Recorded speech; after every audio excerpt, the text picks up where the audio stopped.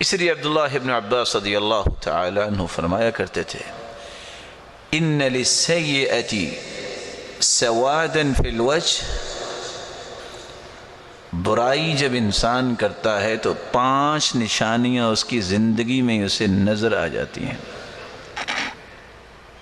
سوادا فی الوجہ، چہرے پہ بے رونقی، چہرہ اڑا اڑا ہے، سیاہیاں پھیل گئی ہیں، اور کس طرح اداسی چھائی ہوئی ہے، مرجھایا ہوا چہرہ ہے۔ کس وجہ سے؟ گناہوں کی وجہ سے، تازگی نہیں ہے۔ وَظُلْمَةً فِي الْقَلْبِ، دوسری نشانی اس گناہ کی یہ ہے کہ انسان کے دل میں تاریکی آ جاتی ہے۔ یہ ظلمہ، تاریکی کیا ہے؟ ہر وقت گھٹن، پریشانی، پتہ نہیں کیا ہوگا، کیا ہوگا؟ وہی ہوگا میرے بھائی جو تیرے رب نے چاہا ہے۔ کیا ہوگا؟ تمہیں یقین کرنا چاہیے جو ہوگا وہ میرے حق میں اچھا ہوگا، کیونکہ میرے رب کا فیصلہ ہوگا۔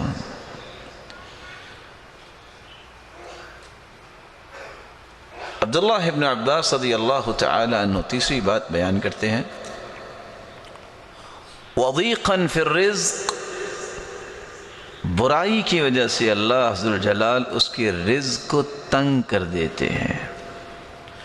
عبداللہ ابن مسعود رضی اللہ تعالی عنہ کی روایت بھی ہے ان الرجل اذا اذنب الذنب فيحرم به قيام الليل، بندہ گناہ کرتا ہے اس کے نتیجے میں اللہ ذوالجلال تہجد کی نعمت اس سے چھین لیتے ہیں، اسے قیام اللیل سے محروم کر دیتے ہیں۔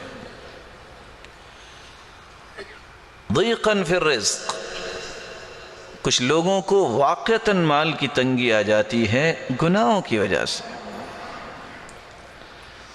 اور کچھ لوگوں کے پاس مال ہوتا ہے لیکن واویلا، شکایات، رونا دھونا، کیا بنے گا، کیا حالات ہو گئے ہیں، کیا ہو گئے ہیں۔ یحسبون کل صیحۃ علیہم ہم العدو فاحذرہم، یہ تو منافقوں کا رویہ ہے، کسی بھی چھوٹی سی چیخ، چھوٹی سی بات کو اپنے سر پہ اٹھا لینا، پتہ نہیں کیا ہو گیا۔ ہمارے پاس پاکستان میں بھی کچھ لوگ آ جاتے ہیں، پتہ ہے قاری صاحب کیا ہوا؟ جی محترم کیا ہوا؟ چینی مہنگی ہو گئی ہے۔ ارے اللہ کے بندے، آپ کا رب بھی غریب ہو گیا ہے، پھر کیا ہوا مہنگی ہو گئی تو؟ بل اللہ یرفع ویخفض، ترازو تو اللہ کے پاس ہے، کسی چیز کو بڑھا دے کم کر دے، کہ اللہ سبحانہ و تعالیٰ آپ کو ضائع کر دیں گے؟ کیسا عقیدہ ہے؟ جو کنویں سے نکال کے یوسف کو مصر کے تخت پہ بٹھانے پہ قادر ہے، وہ اس بات پہ بھی قادر ہے کہ تمہاری مشکلات کو خوشیوں میں تبدیل کر دے۔ یوسف کا جیل سے نکلنا یہ پیغام دیتا ہے کہ جیل ہمیشہ نہیں رہتی، کنویں میں ہمیشہ انسان گرا نہیں رہتا۔ جب بادل زیادہ ہو جاتے ہیں، گھٹائیں چھا جاتی ہیں، مشکلات زیادہ ہوتی ہیں، پھر بارش بھی جھوم کے پڑتی ہے، پھر اللہ سبحانہ و تعالیٰ آسانیاں بھی اتنی زیادہ دیتے ہیں۔ اس لیے پریشان ہر وقت رہنا یہ کسی مومن کا کام نہیں ہے۔ اس لیے غزالی کہا کرتے تھے پریشان ہونا تو انسان ہونے کی دلیل ہے، اور پریشان رہنا بے ایمان ہونے کی دلیل ہے۔ پریشانی تو انبیاء کو بھی آئی، لیکن ہمیشہ پریشان رہے؟ پریشانی آئی ہے، اللہ اکبر، نماز شروع کرو، قرآن کھول لو، استغفر اللہ، اللہ اللہ ربی لا اشرک بک شیئا، لا الہ الا اللہ، حسبی اللہ ونعم الوکیل۔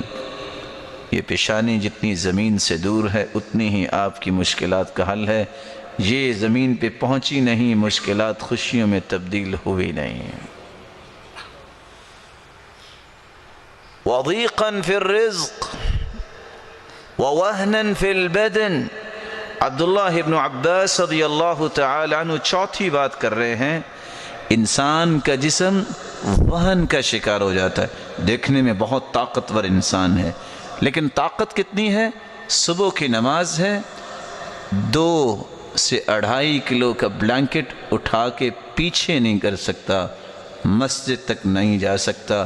اس کو عارج تو لوگ نہیں کہتے، لنگڑا تو لوگ نہیں کہتے، لیکن اللہ ذوالجلال کی نافرمانی کی وجہ سے اس کی جسم کی صلاحیتوں کو اللہ نے سلب کر لیا اور پڑا ہے. اس کو کوئی فکر نہیں.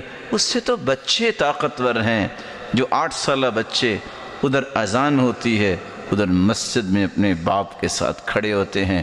یہ جوان کیسے ہے؟ یہ طاقتور کیسے ہے؟ اس سے 2 کلو کا لحاف اور کمبل اٹھا کے پیچھے نہیں کیا جاتا، اور وہ پیدل چل کے مسجد نہیں جا سکتا. یہ وہن ہے. اس لیے اللہ کے رسول صلی اللہ علیہ وسلم نے فرمایا تھا قیامت کا دن ہوگا، إِنَّهُ لَيَأْتِ الرَّجُلُ الْعَظِيمُ السَّمِينُ لَا يَزِنُ عِنْدَ اللَّهِ جَنَاحَ بَعُوضَةٍ. ایک موٹا شخص لایا جائے گا قیامت کے دن. جب اس کا وزن کیا جائے گا تو اس کا وزن مچھر کے پر کے برابر بھی نہیں ہوگا. وَبُغْضَةً فِي قُلُوبِ الْخَلْقِ.